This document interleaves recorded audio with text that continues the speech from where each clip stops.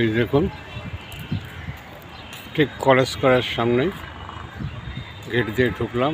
এই swimming pool,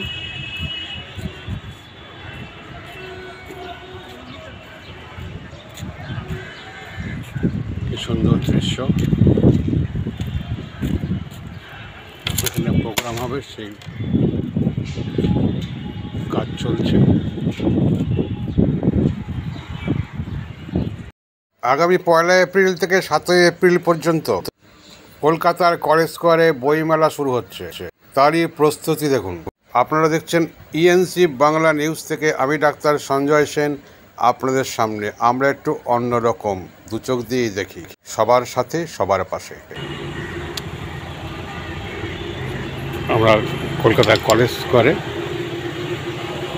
সামনেই gate দিয়ে ঢুকলাম।